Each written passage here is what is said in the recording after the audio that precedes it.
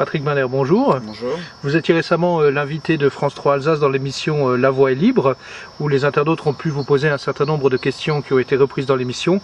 Par contre, certains internautes ont souhaité que vous répondiez à des questions complémentaires, notamment celle de Laurent Durvillers qui nous explique que son grand-père est mort en Lituanie, comme beaucoup d'incorporés de force pendant la guerre. Pourriez-vous nous préciser, demande Laurent, la position du Front National sur cette tragédie alsacienne ? Bah écoutez, c'est très simple. Le 17 février dernier, nous avons été le seul mouvement politique à mettre à l'honneur les malgré nous, et en particulier à Ballersdorf, mettre à l'honneur les jeunes fusillés de Ballersdorf.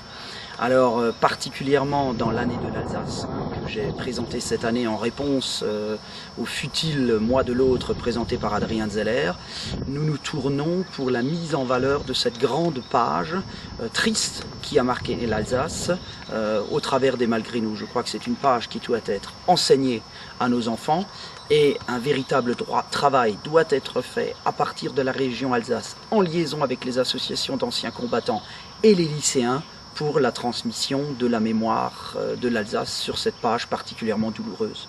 Alors Raphaël Dalkirch vous interpelle sur le bilinguisme. Marine Le Pen déclarait récemment sur France 5 que le bilinguisme était une chose extrêmement grave pour l'unité de la nation. Vous êtes un partisan et un défenseur du bilinguisme en Alsace. Ne pensez-vous pas que les dirigeants du Front National vont à l'encontre de votre position en région ? Non, effectivement, je dirais plutôt qu'il y a une complémentarité dans ce que nous défendons, même si les approches sont différentes. Je crois qu'entre le programme qui est développé par les régionalistes en Bretagne est un programme assez particulier, et je ne vois pas demain des textes administratifs où du côté gauche on trouve le texte en français et du côté droit on le trouve en diwan.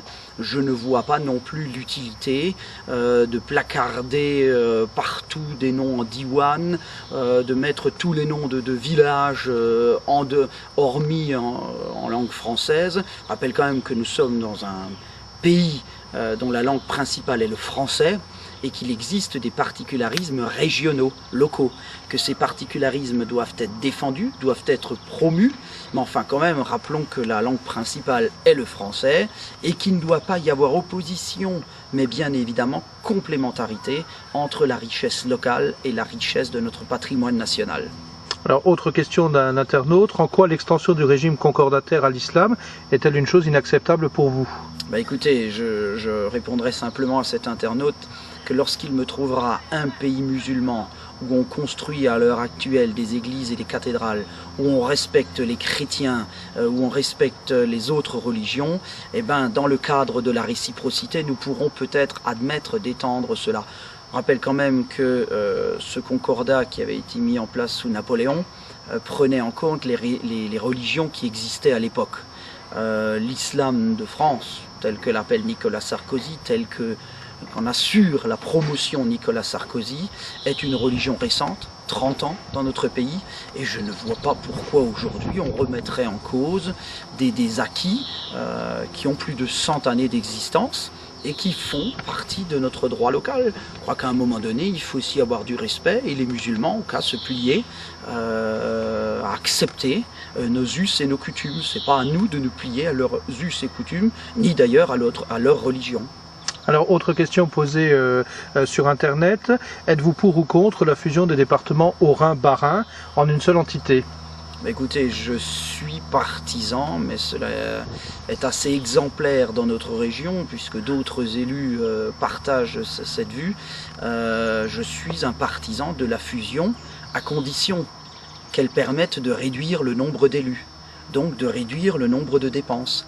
C'est pas ce que propose par exemple Philippe Richert. Pour lui, il est bien d'accord sur le principe de la fusion, mais on garde le même nombre d'élus. Or aujourd'hui, je pense qu'il y a un certain nombre d'élus qui ne font pas leur travail, et qu'avec moins d'élus, on serait probablement beaucoup plus efficace. Patrick Manner, merci pour ces réponses et à bientôt. Merci.